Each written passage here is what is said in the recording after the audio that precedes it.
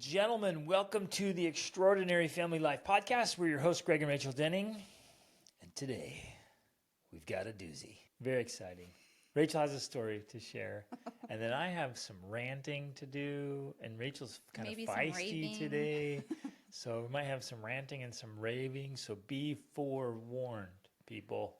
Okay, so I was listening to a podcast by Dr. Uberman, who I think is a great podcast. Great Excellent resources.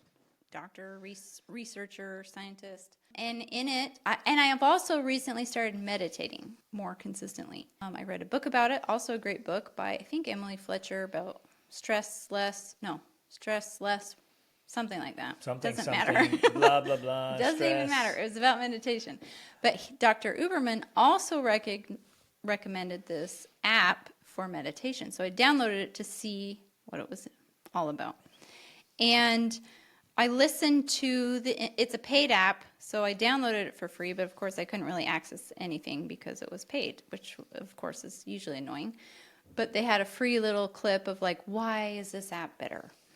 And so I started listening to that, and 2 minutes in, maybe, or less, like he says this one line that just threw me for a loop. I was just like, are you kidding me? Really? Seriously? Like, I could not believe this frame of reference for essentially his existence. And I realized kind of later at the same time that this guy, his name is Sam Harris. He's a well-known atheist. I've heard Jordan Peterson talk. Jordan Peterson has talked to him, interviewed him. So I've heard of him before. But I was listening to it, and essentially the part I remember was him explaining why his app was better is because this app is to help you because meditation is meant to wake you up from the unhappy dream of your life. And when he said that, I just had to shut it off because I was like, wait a second, what? Meditation is here to help wake you up from the unhappy dream of your life. What kind of life philosophy is that where your life is an unhappy dream? Like, what are you doing? And you meditate for a few minutes every day to escape from your unhappy life. Exactly. Because that is so completely opposite from everything I know, everything I believe, my entire personal experience. And we don't say these things just to be, I don't know, optimistic or to put on some kind of show. We legit have the most... It's all about positive thinking. Yeah. We legit have the most amazing life. Every single day I am filled with gratitude for my life. Every single day I am like so thankful for the incredible life that I live. Now, that doesn't mean that I don't have frustration or anger sometimes or irritation or annoyance. Like, I still feel those emotions. You know, I still feel negative emotion. But that to me does not negate the incredible life that I am still living, right? I can feel irritation because my computer doesn't work or has a glitch or something goes wrong. Like, I can feel irritation about those. I can feel anger about something happening that I should feel angry about. That doesn't negate the fact that I live an incredible, happy life. And so this entire idea that I would need to meditate to wake up from the unhappy dream of my life is just so completely foreign to me. And so we kind of want to talk about that today and why. That's also me realize a lot of people feel that way. They feel that their life is an unhappy dream. Yeah. They believe life sucks and then you die, which is a motto that comes from your family. That's their reality. I get that. And I can literally in my mind's eye kind of hear people saying right now, like, well, we're not all as lucky as you, Rachel. Right. We don't get to live this happy life. Exactly. Some of us have to be real problems. We have real problems, or as so many people told us over the years, the rest of us have to live in reality. Exactly. Right. So that's part of what we want to talk about. Like, why is our life as good as it is? Because you and I both agree that we're nobody special. We're really not. People might look at us and think, oh, you guys are so special. You're so lucky. You this, that, and the other. You have it all figured out. We're really not that different. We are very, very normal people. We came from extremely normal backgrounds. I mean, even in your case, I think it's more of a disadvantaged background. Right. we didn't have anything special given to us or handed to us or provided. So we're not abnormal. We're not like aliens from another planet. We are normal people. So why is it chosen to live very okay? abnormally? And that's what we're going to talk about. We're going to talk through all of that. We've chosen to pursue things very deliberately to produce deliberate results that we want, which have led to us living a happy, successful life. But it's not because we're lucky and I'm not, okay, there is always an aspect of luck involved in things, right? But luck is what you create. But luck a lot of is times you where can create your own luck. It's where yes. preparation It's like meets serendipity. opportunity. Serendipity too. Yeah. It's where you're pursuing things and you're planning and moving ahead, but then things work out even better than you had hoped. Exactly. That's a level of serendipity, but that happens because you're taking action, because you are on the pursuit of something. Yep. So that's definitely involved, but we're not just abnormal, extra special people who get to have this special life. No, we have created it very specifically, very deliberately. And because we are so normal, that means anybody who does the same things we did, takes the same steps, could also create it. Yep. Like it's within on their terms. your Not they have reach. to live our life. They could create their own dream life on their terms. Exactly. However unique and different that looks, what we're saying is like if we can do it, then you can do it too. Right. It's not out of your grasp, essentially. Like it's possible. So we want to talk through all of that. Why, how. And we've had some visitors recently, and I think this is important. We had a good friend come, and he was staying with us for a little bit, and we live a fantastic life, and it's very fun. But I know some people get here and they're like, oh, this is great, and then they realize like, this is exhausting. And in some ways, our life is exhausting. Because it's true, because we all have high levels of energy. Yes, and we have high Not standards. Naturally. We generate it. We generate a lot of energy because we have learned the tools and the skills of maintaining and generating energy. Right, and we want results, and results require effort. And so, and an extraordinary life requires the extra in front of it. Yes. And so we put in the work, and we do it every day. It's not like, oh, I'll put in the work and then I can take the rest of my life off. Nope, it doesn't happen like that.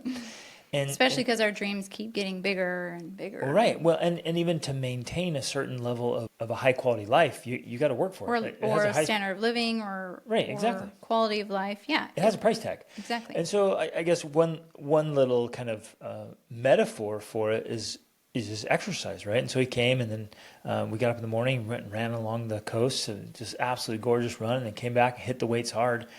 And then, after the workout, he was in the bathroom vomiting. And it's like we just caught him off guard, right? Because he'd been out traveling for a long time and he wasn't used to it. But he jumped all in and did what we did, and then was literally in the bathroom puking. And I'm not throwing him under the bus here. I mean, he showed up, and then the next day he got up and worked out with us again and did it. But I use it as an illustration. It's like it can be exhausting, and the amount of books that we're constantly reading or listening to and discussing. And the quality of food we're eating and the way we're doing life. If you're not up for it, it looks exhausting. Right. And the reason I share that is because for a lot of people, that I think is one of the barriers keeping them from what they want. Mm-hmm. Is it looks like a lot of hard work. And it looks and feels exhausting. And I don't want to paint this picture like we don't even get exhausted. Like I don't even ever get tired. It's exhausting for us too. Yeah, we definitely get tired. Like we're just like, whoa, man, we're working hard. We're working in our businesses. We're raising our family. We're working on the World School Family Resort. We're taking care of our animals. I mean, there's a lot going on. And we're like, whoa, like I'm spent. I crawl into bed and we're out cold. In fact, we did this the other night. It was like 9:30 and both of us are crawling into bed like, it's only 9:30. It feels like midnight. And then we're passing out and our son calls from Spain. So we ended up staying up another hour talking to him. And I was sitting there with my eyes closed, like zoning out, but wanting to, hear from him. And so it's part of it. Like, how often have we stayed up talking to our teens and young adults? Like, this is part of the reality. I want to have a great relationship with them. I'm going to be staying up late listening to them. Well, and then I get up early the next day to do something else with them.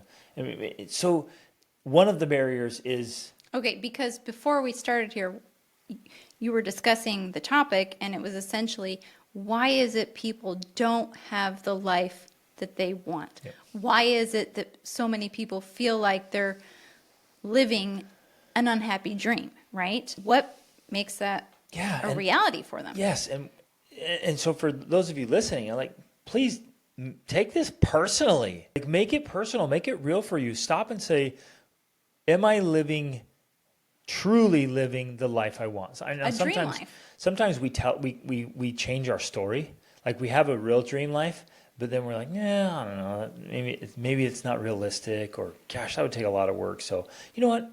Actually, I want this other dream life. And so then we make up this other story that's a lot easier.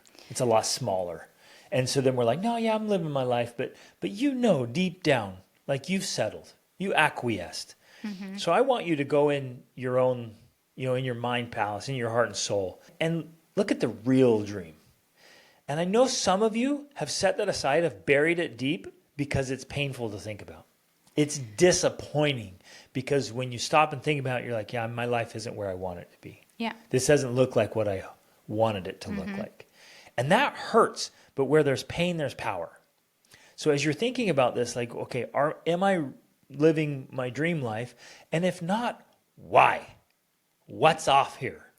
Well, just to go along with that, because I know we've heard from a lot of people, and I know we've experienced ourselves, that one of the reasons why we don't do that is because people are taught or believe that in order to pursue the other thing, it's almost like you have to be ungrateful for your current life, which is partly true, right? And so they think, well, that's wrong. I shouldn't be ungrateful for what I have. I just need to be satisfied. I just need to be content.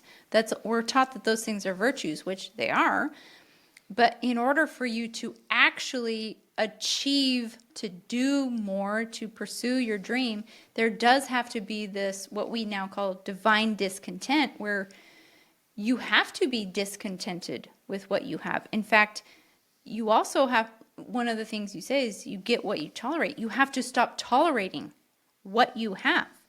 And that can be very difficult for people. You and I believe, have learned how to do that in a healthy way, where we can 100% be filled with gratitude for everything we have, but at the same time be like, I am done tolerating this. Yep. I will not put up with this anymore. I am changing it. Yep. And that's what gets us the results we want. Too often people aren't willing to do that. They are not making the money they want. They don't have the weight they want. They don't have the results with the kids that they want. And they continue to tolerate that instead of not tolerating it anymore, so that they can get the results they actually want. Now, this also doesn't have to be that you turn into some sort of tyrant or dictator or unpleasant person to be around. It's more of an inner intolerance, right? You just, within yourself, you're like, no, I will not allow that anymore. I'm not going to tolerate that behavior from myself anymore. I'm going to raise the standards. I'm going to improve my way of interacting with my kids. What we want to do is we want to put it on other people, though. I'm glad you bring that up, because you're like, that's it. I'm going to force these people in my life to do things differently. You're like, oh, they didn't sign up for that. Right. This is on you. And so what it means is more work. Well, so if I have an inner divine discontent and I say, I'm not tolerating that anymore, what I've just done is I've committed to more work, more effort for yourself. And I think that's where most people miss it, even especially, I think, in reference to their family culture, the results they want from their family. They think putting in more work means doing more in the family, doing more with the family, doing more for the family, doing more to make the family what they want it to be. I think especially moms fall into this, but probably dads too, I'm sure. When really, what it comes down to is you're doing more work on yourself. Starting on the inside. On the inside, right. It begins on the inside. And so people will often wonder, how do we have the results that we do, especially, with our family and with our kids? It's because you and I are doing the work every single day on ourselves. Yep. We work harder on ourselves than we do on anything else. Which is the key to success and happiness. Which is the key to success and happiness in everything that you want, including your family life, including the relationships you want with your children, the outcomes you want with your children. And that doesn't seem to make sense to us, because we're like, how is working on myself getting better results in my kids? Yeah. Because you are then the model. Yep. and you gain the skills you need of diplomacy and tact and influence and persuasion to be able to have the conversations with them that actually convince them, how to view certain things or how to make the changes. And the things your kids need most need to come from you. Exactly, That's so they do. important. And they can't come from you unless, one, you have the knowledge within yourself. Two, you live it. Yeah, you gotta have the results. You teach who you are. And if you don't live the message, you suck as the messenger. Exactly, right. And three, you know how to communicate it well to them. Excuse me. One thing I've observed, I want to circle back just a little bit, it's still relevant, is I've noticed in a lot of people, and sometimes in myself even, that we become complacent and call it contentedness and gratitude. True. Mm-hmm. And it's very subtle, but it is very important. Right. Like if there's a difference between content and complacent. If you become complacent and you just say, well, no, I got to be grateful and contented, right? Because those are virtues. Well, yeah, but you're being complacent, and that's not a virtue. And we often think, well, it's divine to be content and to be grateful, and it's spiritual. It's the higher way. I don't have to want more. It's in a way, that's kind of Buddhism of like release desire. Yeah. That's how you remove suffering. Yeah, disconnect from everything. The end result of that is essentially nihilism. Like nothing matters, nothing you do has any meaning or significance. Right. So why try? Why pursue? And I believe that that's the exact opposite of, first of all, what the Western world is built on, and of how to find true happiness. True happiness does not come from removing desire. True happiness comes from pursuing your best desires and ultimately achieving the results that you want, achieving the results that bring happiness. And even there's a subtle thing. I think the fulfillment and the meaning come in the pursuit, not even necessarily the achievement. Right. The achievement is what drives pursuit and transformation. Yeah. And the real fulfillment and growth and happiness comes in the transformation. No, it's true. It's as you're becoming something. Because you'll get there and you'll achieve the thing and you'll be like, hey, that was super cool. But that's not it. It's like, wow, man, look who I've become. That's it. Right.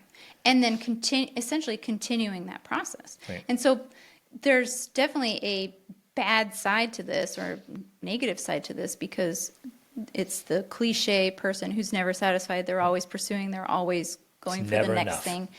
But there's also a good side to that where you recognize that that's the path to growth and perfection, quote unquote, and divinity. Like that is the path to becoming the very best version of yourself, is constantly working on growing. It's constantly taking that journey. It's never saying, oh, I've arrived. I'm here. I am perfect as I am. There's no need for me to work on anything else. It's recognizing that that's an ongoing journey to continue to work on yourself because you're not perfect. You're far from perfect. There's always more improvement to be made.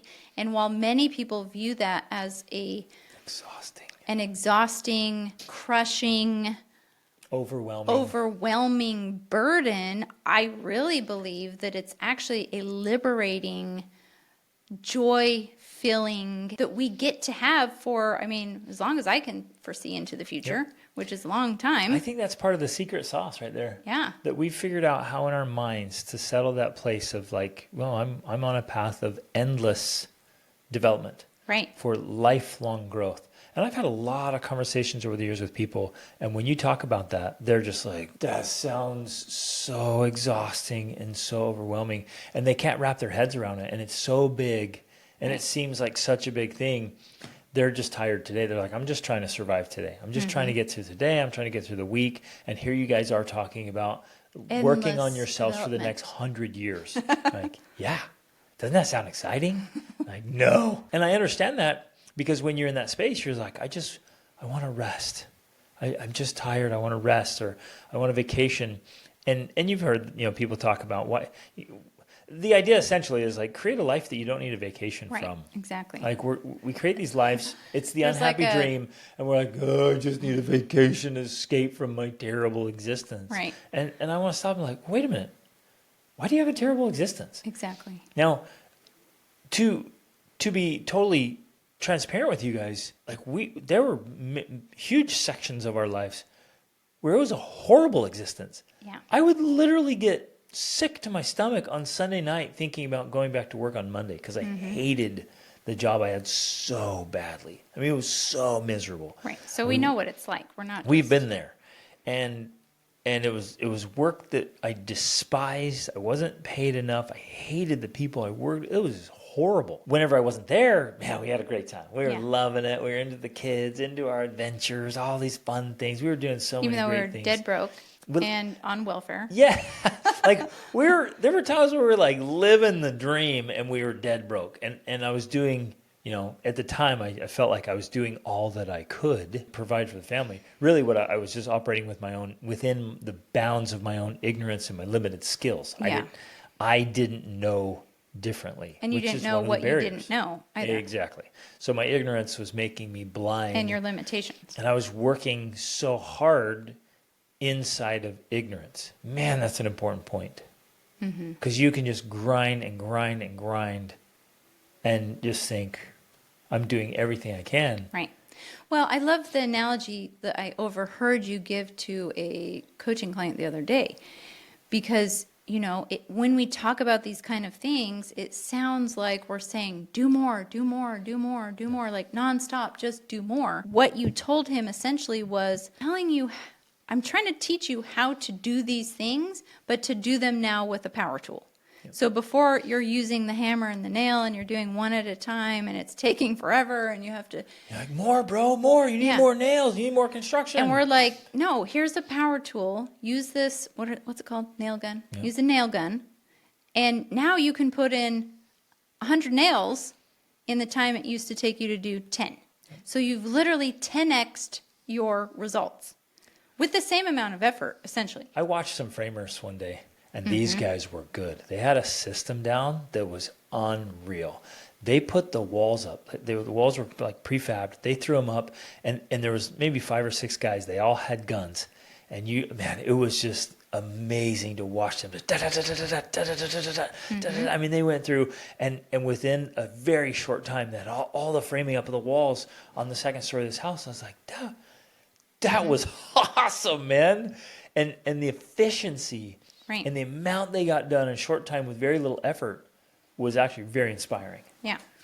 So, in essence, that's a framework we want people to understand that we're trying to talk about. We're not saying, yes, perhaps it's lifelong, never-ending improvement, but in a way, you're getting more efficient with the things that you're doing, so you produce more results, which is more satisfying. Yep. So, not only are you're doing the work, but you're getting more of the results, which makes doing the work worth it. Yep. I think where people struggle, and obviously this makes a lot of sense, is when you feel like you're making a lot of effort and seeing nothing for it. You're not seeing any results. That sucks.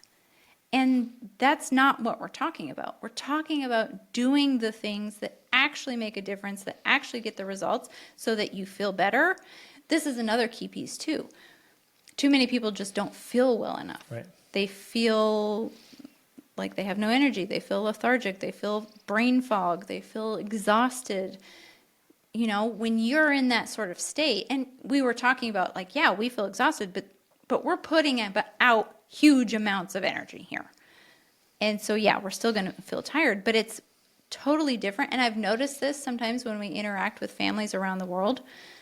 Our family, as far as energy levels go, we are like another level, We'll be paddleboarding or we'll be kayaking or we'll be walking or hiking or whatever. And we're just like, and we've had people even tell us like, we need to go take a break. We need to get some food. We just can't keep up because the energy level is so intense at times. But that's something we're just not naturally born with that. We have trained. I mean, you bring a lot of that, but you've trained yourself to do that, to be able to operate at those higher levels of energy. Because that's where I want to operate. Yeah. That's where I want to live. And I think that's a great point. The exhaustion we experience is after producing insane amounts of energy and having massive outputs. And I would say in those things. I would be surprised. Right. And that sounds insane to say that. But we have gotten to the point where nearly every moment of our life is productive in some way or the other. Right. Another key is that we switch off the activities we're doing, which help us to maintain productivity.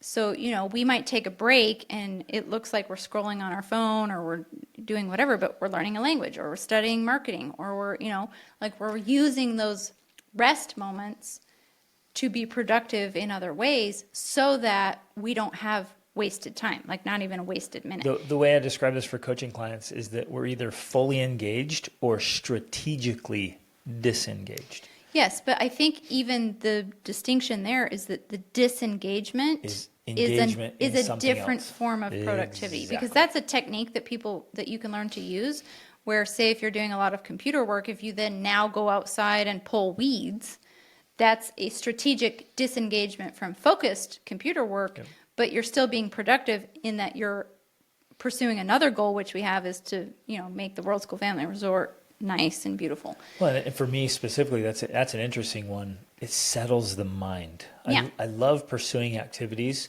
where when you're doing it, you really don't think about anything else. There's a few things like that where if you're in a lot of mind work, Is a sort or of engaged, meditation. Yeah, you pull away to something else and just.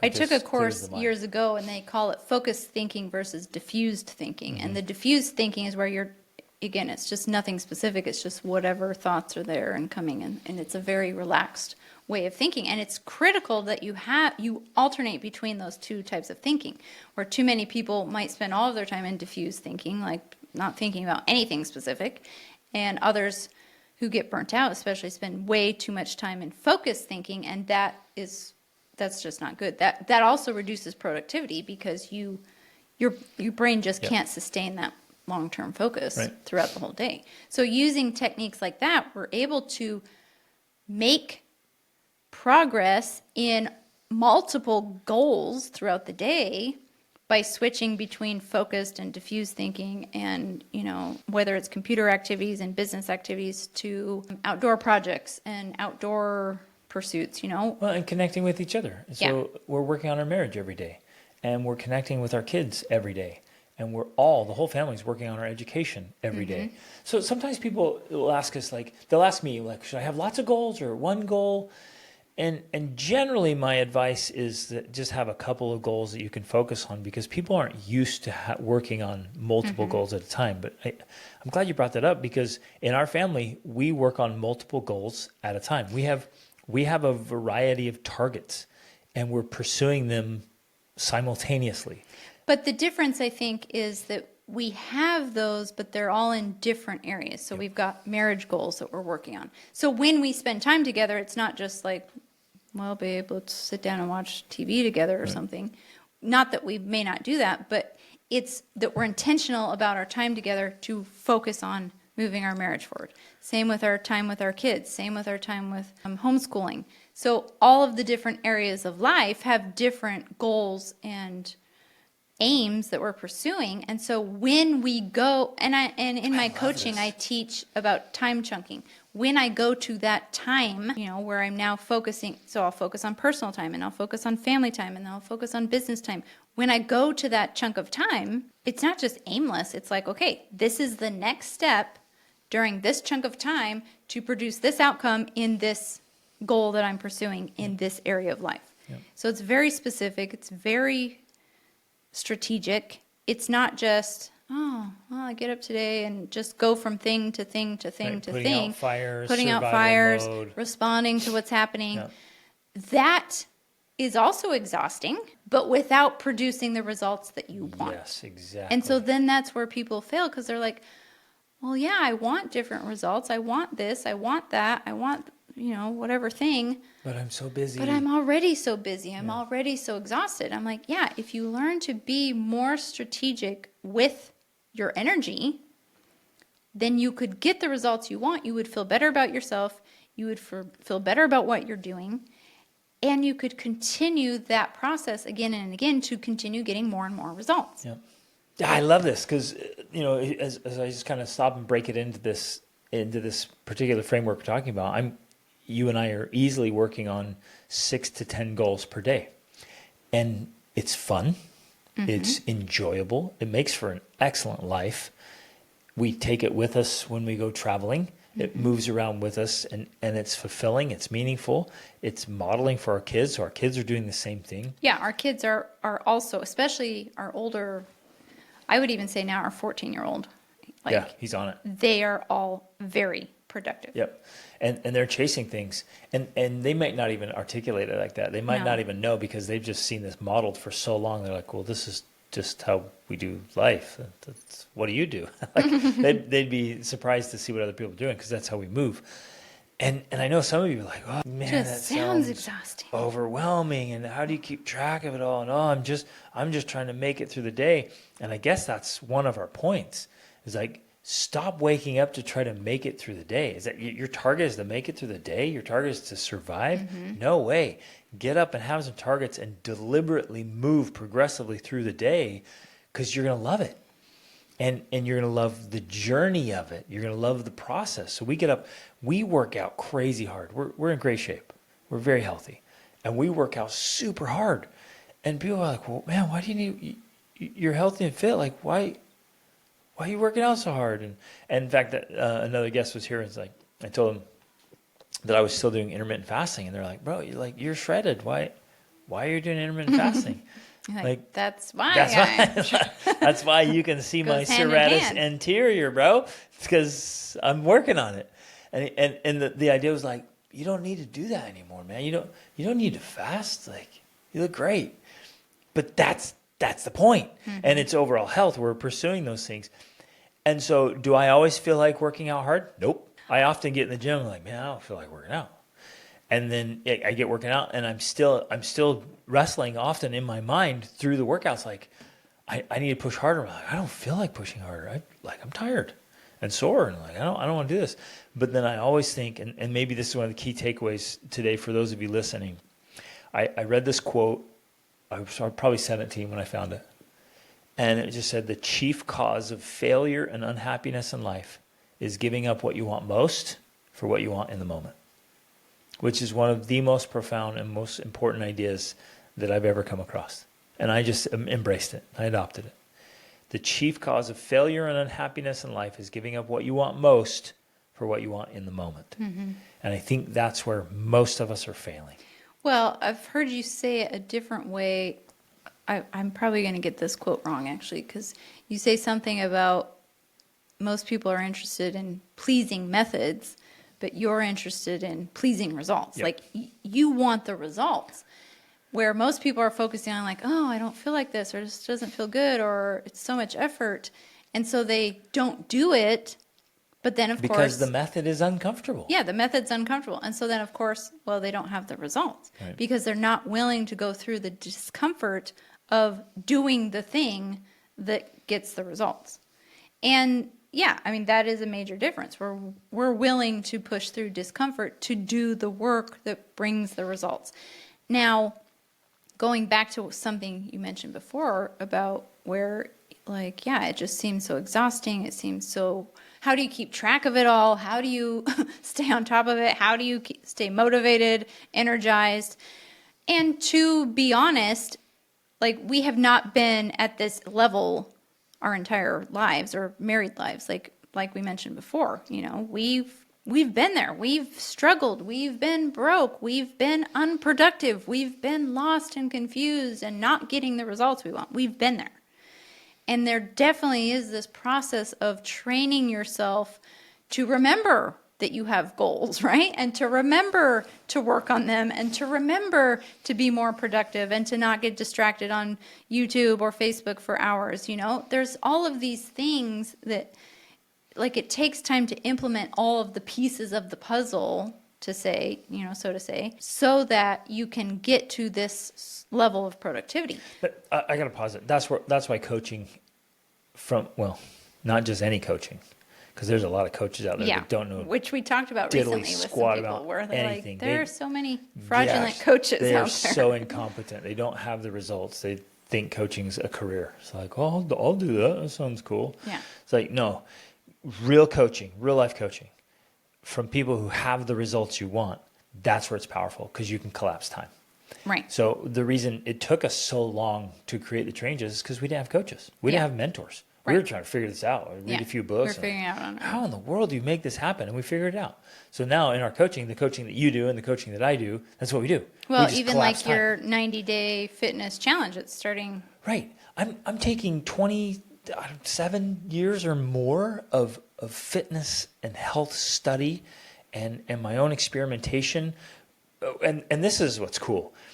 Like I was the guy that like, no, I got to have a gym membership at the best gym with all the equipment and all the stuff and things. And that's how I can stay in great shape. And then we got this crazy idea to go wander the earth with our kids. With no gym membership. And I get out there and I'm like, oh, there's no gyms here because there's nothing here where we're out in the middle of nowhere. Right. And at first I was like, there goes my fitness.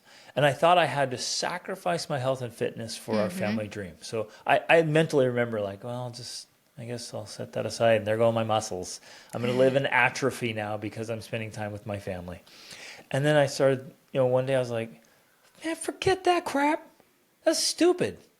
Like, and so instead of making a declarative statement of like, I have to give that up, I just started asking questions like, wait a minute, how could I stay in great shape even without a gym?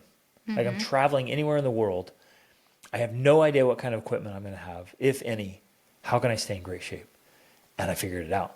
And they're like, man, we're traveling from country to country to country, sometimes in the middle of nowhere, sometimes in a big city.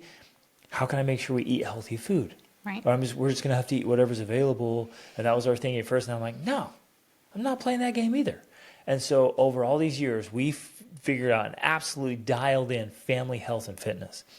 And I'm giving it all to them in the course. Because we have been able to maintain that. And I think that this is another good example of what we're talking about here. We didn't allow our circumstances to become an excuse of why we now couldn't have XYZ outcome. You still wanted fantastic fitness.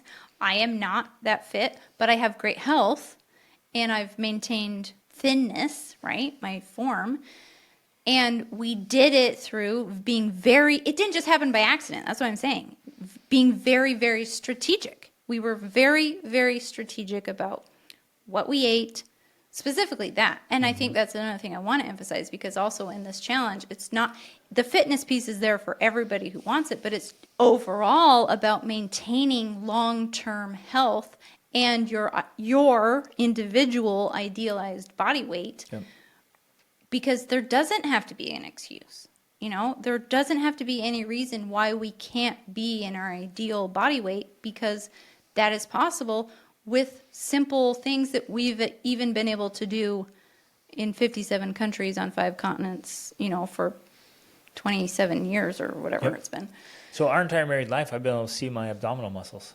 And that's, for me, I'm pushing, I think, close to, I don't know where I'm at, somewhere over 60 countries now.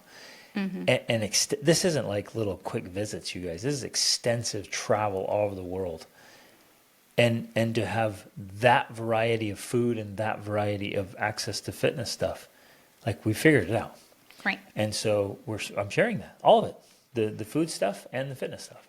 So it's totally doable, and it's actually way easier now because I'm giving you the tools and the leverage. Right. And so the point is that if you don't have the results that you want in your life, if it's in fitness, if it's in parenting, if it's in marriage, the thing that we have learned is that the answers are out there.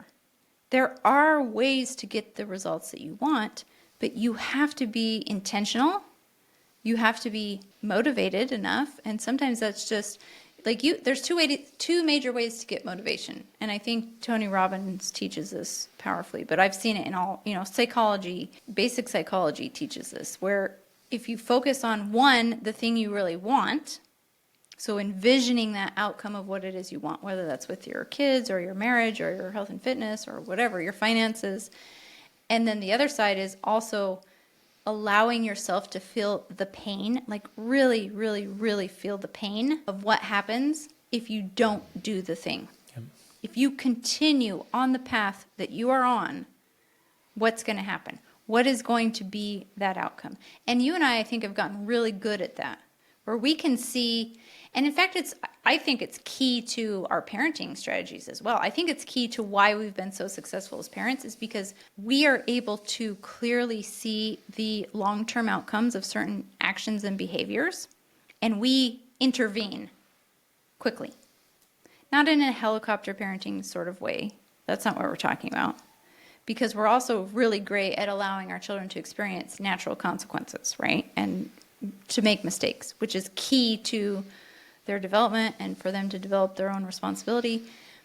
But to be able to intervene in the types of things that are going to have major consequences or major, resulting in behavioral issues or mental health issues or physical issues. Like, we will quickly intervene, but using the skills of diplomacy and tact and persuasion and influence to convince them. And here's the other key. We convince them in a way that they essentially convince themselves. Well, and that's where I was going to go. Is like, we're always putting it back like, well, who do you want to be? What kind of life do you want to live? Well, like, we're very tactfully having them take ownership. Right. So that we don't always have to be there, because we're not always going to be there. Right. Like, this is on you, buddy. Yeah. So when I say convincing, it's not like I'm pressuring them or forcing them. I'm using persuasion to have this conversation, this debate of saying, well, what is the long-term outcome of that? And what is it that you want? And, okay, how are you going to get that? So they really, it's almost like it's their idea. Exactly. Because they're like, yeah, this is what I want. Yeah, that's what I've got to do. Easy. They own that. Let's do an entire episode just on that aspect of parenting, because when we try to parent by trying to force or convince in the the way you're saying, I'm going to force this into their heads, or I'm trying to get them to do what I want them to do, it's always going to fail. Right. It is always going to fail. It takes so much work. It's so exhausting, and it fails.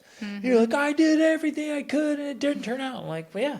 You were using a methodology that's just a crap sandwich. Right. But if you can just gently persuade your children to take ownership of their own choices, then they make good choices whether you're there or not. Because they own that. Yeah. They own the vision they have of themselves, and they own the actions that get them there. It's theirs. It's no longer your thing that you're trying to push on them or convince them of. They own it, and it belongs to them. And that's where the real power is, because you're right, they just make their own choices of their own free will, because that's what they want. They're like, oh, yeah, I want to be that kind of person. Exactly. So, okay. So basically, I think there's 6 major categories: physical, mental, emotional, spiritual, social, financial. And I want you to just take a moment and just kind of go through each of those, and it'd be great to just pause this and do some writing, or do it later on. Do it yourself. Do it with your spouse. Maybe even do it with your older kids. But really, just kind of walk through your life and be like, what? And I think the easiest place to start is what I don't want. That's where we started. That's where I started. Yeah, because often you're like, what do you want? And I'll ask clients, I'm like, what is it you want most? I'm like, honestly, I don't know. I'm like, what do you want this to look like? What do you, in 5 years from now, 3 years from now, 10 years, 20 years from now? What do you want? They're like, I don't know. What's your dream? What's your goal? I don't know. That's the most common answer I get. I'll stop people in a grocery line and be like, hey, man, what are your life dreams? I don't know. Like, and the common answer I get is, retirement someday? And that's all they can think of. Like, you come up with, I guess I'll retire.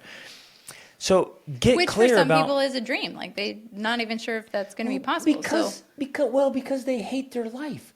Like, if you hate your life and you hate your work, then all you can think about is Friday when you're done with your work week, and then retirement someday. Like, I just can't wait till I'm done. I don't have to do this anymore. That sucks. If I had to live a life that I was just longing to be over, that's terrible. Agreed. I also mean, though, many people aren't even sure if they'll be able to save the money or have enough money to be able to actually retire to then do the thing they supposedly want to be doing. Right. Okay, that fits. That even seems like a pipe dream. That fits into those dreams. That fits in those things I'm talking about. Like, financially, that's a part of it, but also like socially and like what do you want it to be like? Like, what do you want to own? What do you want to have? So start going through this stuff. Start with what you don't want.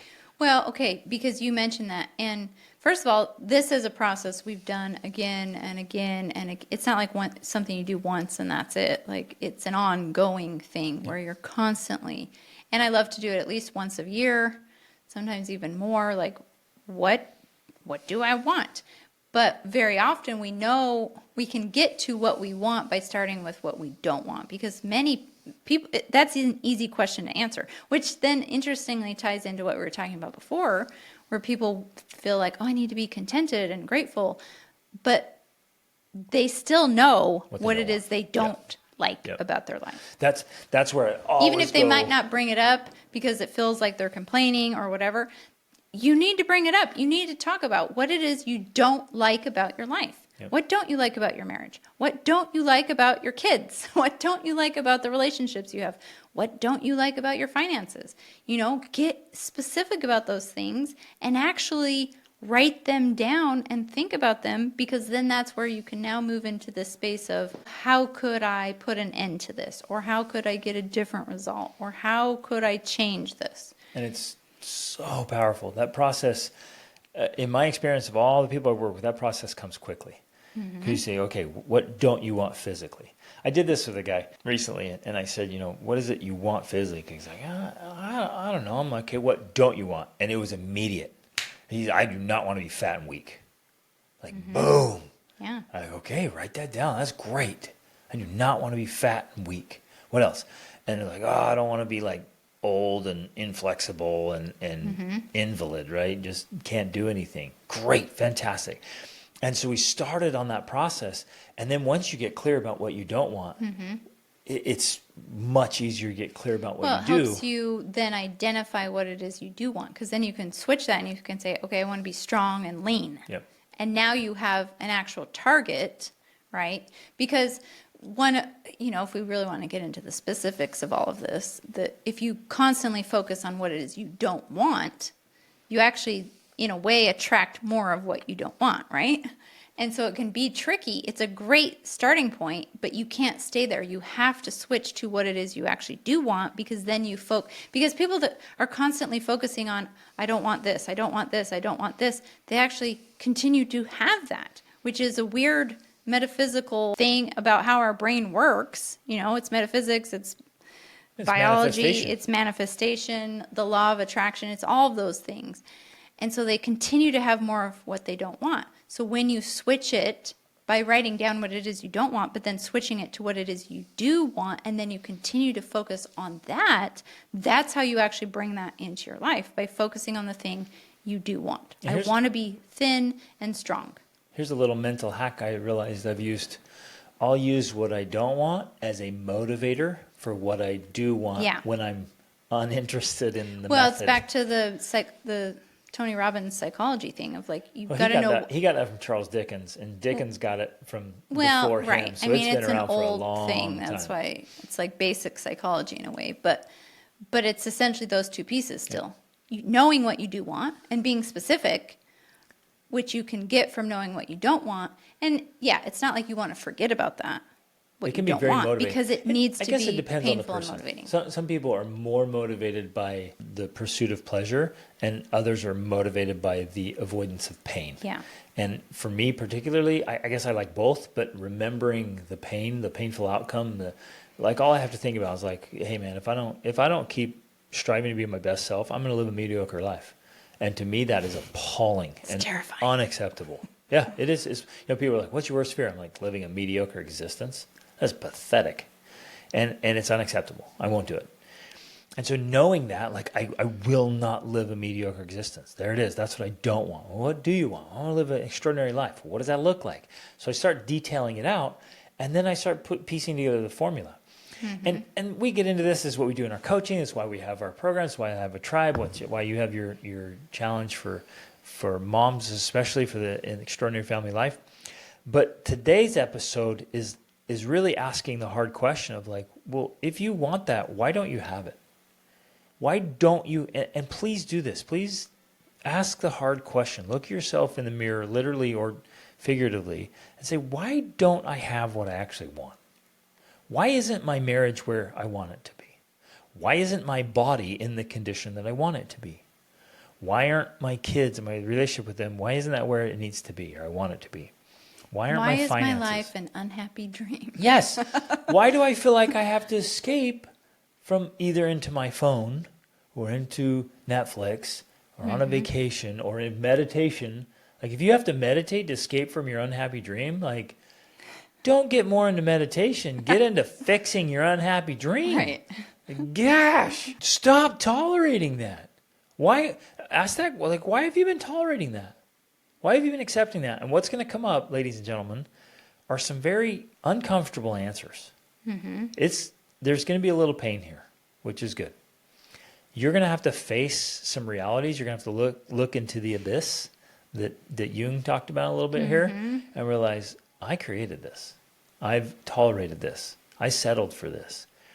Or you just say, well, why don't you have that? Well, it's because it takes a lot of work, and then you're like, well, why aren't you doing the work? And you might, in one instance, you'll be like, I've been lazy, and that's a punch in the gut. Like, wait a minute, I'm exchanging what I want most for my laziness. That's a horrible exchange rate. Just in case you're wondering. Some of you are like, no, I like the laziness. It's so cozy and comfortable. But you're giving up what you want most. Well, and because that's true. There is a level of truth to that. We, as human beings, we like comfort and we like luxury. I believe it's there on purpose. It's a force that has driven human progression. Without a desire for comfort and luxury, we'd still be living in caves and cooking over fires. For the men, not for the women.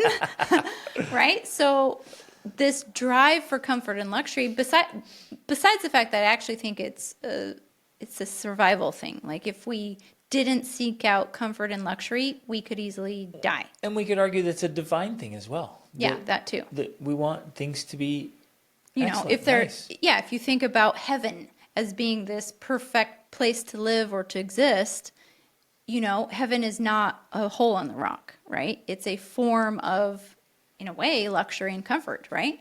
So it is divine, it is biological, but there is a dangerous side to it because, and especially nowadays, I think in earlier times it was easier because laziness literally was life-threatening.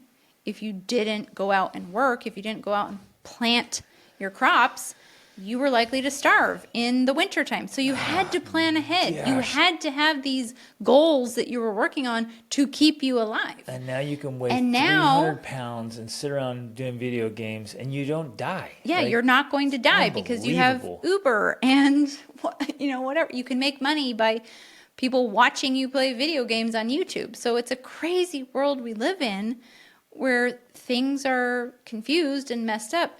But I think that's also another reason, well, I don't just think, this is a fact in my mind, that's another reason why there's such a mental health crisis. Absolutely. Because humans aren't meant to exist this way. Yep. We're not meant, despite the fact that we like it, we're not meant to exist in nonstop comfort and luxury. Yep, exactly. Ooh, well said. And that's why we have to go back to what we've been talking about. We have to be willing to put in the effort, because if we don't put in the effort ourselves, the effort will be forced upon us at some point. In a very real way, effort keeps the human psyche healthy. Yeah, it totally does. And so if you... Besides the fact that I think it also prevents tragedy and disaster. Yep. And so strain and struggle, ideally chosen, but if not chosen, forced upon us, like you said. Right. It'll come one way or the other. So choose strain, choose struggle, choose effort, and it'll keep you and your family healthy, mentally, emotionally, physically, socially. Chase the challenge. I have to mention this because I think that this is another key ingredient, that one of the reasons our family enjoys such a great life, because people are like, oh, well, you're just lucky and you don't have these health problems, you don't have these challenges, and you don't have depression you're dealing with, or blah, blah, blah, all these other things. Because our family is very healthy, we rarely, if ever, go to the doctor or the hospital. We don't take any medications. So our entire family, 9 children... 9 people. 9 people. 9 children. Sorry. Yeah. 7 children, 9 people. None of us take any medications. I think that's actually a big deal nowadays because from what I hear, lots of people are taking medications. And we have people with ADHD, so it's not like, oh, you're just lucky, no one in your family has things. No, we have those things. But the point is, because hold of on. our lifestyle. We did an episode on ADHD. It's not actually a thing. I know, anyway, but so, whatever. yeah. That's another topic. But because of our lifestyle and the way we live life, by daily choosing challenge, because we're choosing the challenge, it automatically, because I just think this is the way it's designed, evolutionarily, divinely, it keeps at bay those other trials and tribulations. Absolutely. Right? And so we have the We results. don't have the sicknesses, the illnesses, the mental illness, the depression, because we are choosing challenge, which keeps us healthy, physically, mentally, emotionally, spiritually. It's building those muscles rather than having problems because of emotional and mental atrophy or spiritual atrophy. It really is like this preventative medicine. Yep. So I'm going to be lovingly but honestly blunt and frank here, because You haven't been yet? I've so seen far? it. I gotta ratchet it up a little bit. Warning. I've seen it too many times where people acknowledge they have results they're not happy with. They've had outcomes that honestly are unacceptable. By their own standards, not by standards. you. This No. isn't Greg Dennings No. saying your outcomes are This is unacceptable. a person admitting, like, yeah, I shouldn't themselves, be this if out nobody of shape. else. I shouldn't be this broke. I shouldn't, treat my spouse that way. I shouldn't treat my kids like I shouldn't be doing this. And they acknowledge that. They know it. To themselves, if no one else. And then this is where it's critical and just baffles me. Then they keep doing what they've been doing. They're like, yeah, I got to stop eating this garbage. It's killing me. And then they eat it. And they say to themselves, you know what? No, I got to stop sleeping in. I got to get up early and go for a run. And the next morning, what do? They hit the snooze button and then go back to bed. Well, and they don't do it. And allow me this for a minute. And again, lovingly but firmly in your face, and stop doing that crap. Like, for you, for your family, for your dreams, for God, stop that crap. Like, if you know there's something that's preventing you from being the best version of yourself, or even just a better version, stop it. Just stop. And now your mind kind of freaks out. It's like, it's so hard. Oh, or you don't get it. You don't know how hard it is. Of course I know how hard it is, because I struggle with it too. Mm-hmm. You struggle with it too. Mm-hmm. I think it's part of the human experience. But that's part of the point. Like, struggle with those things. Fight with them. Be stronger than your little obstacles.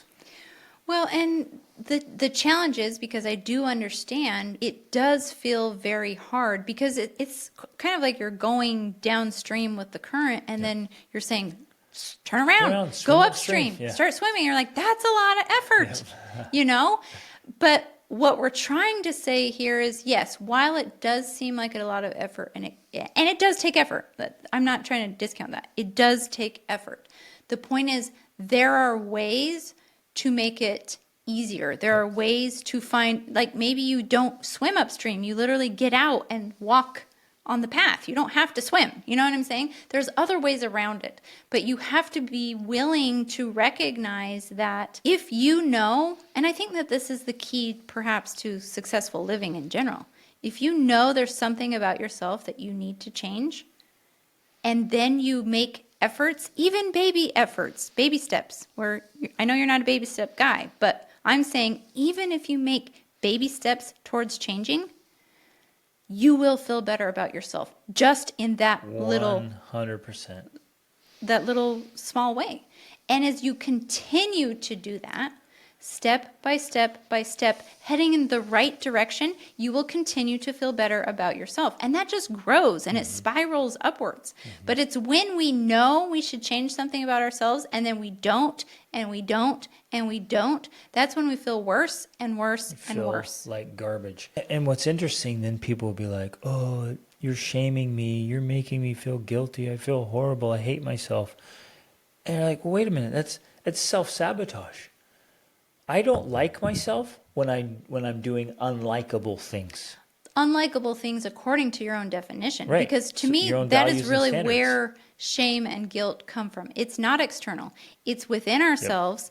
And when we know we're not living up to our own inner version of our best self, that's when we feel shame and guilt. As soon as we turn around and head in a different direction, the right direction, according to our own moral compass, our own inner knowing, we feel better. we begin feeling better about ourselves. We start to like ourselves. We start to like ourselves more. Respect ourselves. And the more we do that, again, like I said, it just starts to spiral upward. So the real key here to making those changes is when you feel that inner knowing, when you admit to yourself that, hey, there's this thing that I need to change. There's this thing I need to stop doing. You have to start using your own intuition. You have to start practicing that by just saying, okay, what do I do? What's the one small step I could take now to change that? And it may just be simply... Or the one giant leap. Right. Whatever it is you feel like is the thing that you... I love how Jordan Peterson says it. He says, what is the thing that you know you should do and that you will do? Because there's things you know you should do, but you're like, I can't even touch that. That's so far away. What's the thing you know you should do and that you will do it? And that might be as simple as something like, I'm going to throw away these Oreos. We love to pick on Oreos, don't we, babe?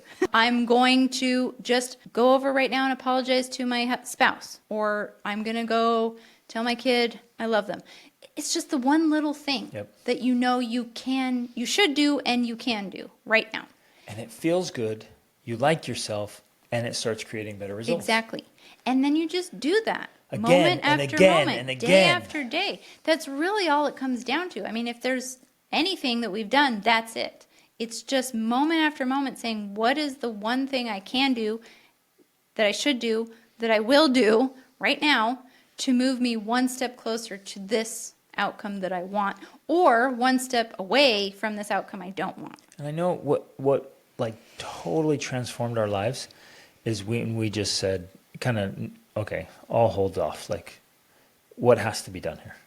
Mm-hmm. What do we have to do? What price do we have to pay? And we had to invest. We had to invest money that we didn't have. Mm-hmm. We had to make efforts and commitments that we didn't know if we could keep or not. Like, we had to put some skin in the game. And it kills me. Like, I'm doing this introductory offer. This is the only time it'll be at this price. So it's $700. I mean, so crazy for cheap your 90-day for the challenge. 90-day food and fitness challenge. It's $700. I mean, it's nothing. And people are looking at me like, ugh, I'm not spending $700. And my, the highest probability is that 90 days from now, you'll be in the same condition you're in or worse. Mm-hmm. I mean, that's just how things play out. And like, no, stop, man. Like, make the investment. Sometimes people reach out to me like, oh, I need personal coaching, or I want to join your tribe. I'm like, hey, there's a cost to it for a reason. And it's worth way, way more than it costs. But people are like, oh, I'll just figure it out on my own. And then they don't. Well, okay, right. So the point is here that people will use whatever excuses. They'll have an idea or an inspiration, or they'll know that something could help them, but they'll often let things like money stop them, or the effort required, or the discomfort of having that conversation. And what you're trying to say essentially is there's a price tag. Yeah, on everything. On everything, there is a price tag. In fact, we learned this early on. Because I've even heard people say things like, why don't you just give your programs away for free? Not to us specifically. I mean, a couple of people have, but it's a thing that's out there of like, if you really were trying to help people, you would just give away products for free. And the truth about human psychology is like, no. People who pay attention. Yeah. Like, when you have skin in the game, money in the game, you actually value information more, and you're willing to do more about it. So that's and you're why more likely to follow through. Yeah. And that's why it often, the changes, I talked about baby steps, and those are important, but there is definitely somewhere on that path, once you turn around and start heading in the right direction, at some point there is going to be some sort of cost like that. It might be mental, emotional, physical, spiritual, financial. There will be a price tag. I remember early on, and you and I kind of have a similar story with this. It's a silly little story, but I think it's important. I was changing my life because I was a partier and I was drinking and doing all kinds of things. And then I knew I wanted to have a family and I wanted to have children and be happily married. Like, I wanted those things. And so one of the things I did is this was back in the day when you had CDs, right? If anyone knows what those are anymore. And you had to buy every one. They were like $12 to $20 each for each CD. And I had like 100 of them in my big CD pack. And I threw them all in the garbage. I literally just threw them away because somehow I knew, I don't know how I knew this, but being 19 years old, but I knew that throwing away that music, I think especially because music is very powerful and it connects you to people and places and things. So having that music, which connected me to my old life that I was trying to give up, I knew throwing it away and getting rid of it all would help me stay with my commitment to changing my life and to getting the future outcomes that I wanted. It was a sacrifice financially as well because, I had invested all that money in it. And you had done something similar. I found out later. I was just thinking, I think we must have done that within several months. Yeah, of that's each really other. interesting. It was the same time period. Right. And I did the same thing. Before we knew had each other, of course. massive stack of CDs. I took them to the dumpster. Mm-hmm. And I was like, this old way, the old me Yeah. is going in the trash can. Right. Exactly. And so I'm sharing that as an example of there are sacrifices you're going to have to make to become the new you, to move forward towards what you actually want. You are going to have to make sacrifices. Now, it can start with the baby steps for sure, but as you continue progressing, and it will get easier. Like, I don't remember that being a difficult thing for me. I just knew, like, yep, this is what I'm going to do. And I just went out and I did it and I threw it away and I just was like, yeah, that's it. That's what I needed. It's like you have that inner knowing of what you need. And ultimately, that's the key. Yes, coaching is powerful. You need coaching, but it's all in the name of helping you to develop your own intuition so that you can listen to the things you need to make the most progress on your unique path. I think that's an important distinction. That's what I do in my coaching. I just ask them what they know they Right. need, and then where the power comes in is giving them the tools and the accountability to actually follow through and make it happen. Because that's where we can all say, "Well, I'm just gonna do this on my own. I'm gonna save the money or whatever. I'll do it on my own." And it ends up so many transformations are way harder than they need to be, And slower than they need to be. way slower than Right. they need to be. And it's worth, like, going back to the power tools and the nail gun. It's worth investing in the power tools to save time and effort. Right. Because then you And get like- the results and you keep progressing upward towards the best version of yourself. Well, and I think that's another huge benefit with the coaching is because you have someone there, because people think by speaking. Like when you can speak with someone, that's a great form of thinking through and solving problems. And so having a coach to talk to think through the problems is huge for problem solving and moving ahead, because most people get stuck and they don't know what to do and they never talk to anyone about it who can actually help them. That's also a big difference. And so they never come up with the solution that helps them move ahead. And, even with your 90-day challenge, because that, part of the plan is you meet with them every single week in a group so that they can talk, because you already know they're going to come up against obstacles and challenges and roadblocks. How do you move through them?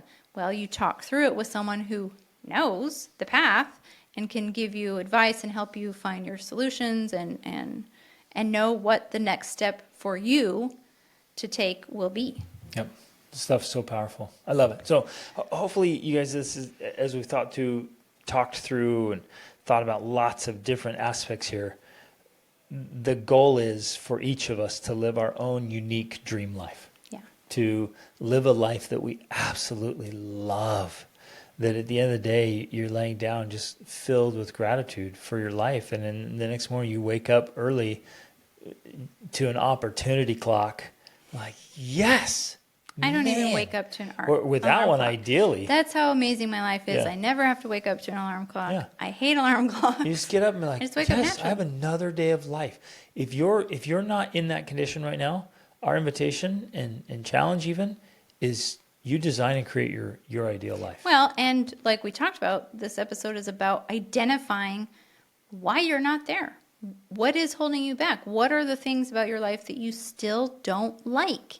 And instead of just acquiescing to that, Stop making excuses for them. and making excuses for it and being quote unquote content with it, our viewpoint here, our challenge is that you actually find more happiness in life by refusing to be content with the circumstances you don't like. And that seems counterintuitive, that like, oh, we're just supposed to accept things and be happy with them. No, you're not supposed to do that. You find more joy, more happiness, more purpose, more meaning in life by refusing to tolerate and settle for the things you don't like about your life. Boom. That's crazy, but it's true. So true. Amen. I just want to applause. I'm going to give you a standing ovation and a big kiss. That was awesome. Okay, love you guys. Thanks for listening. Reach upward.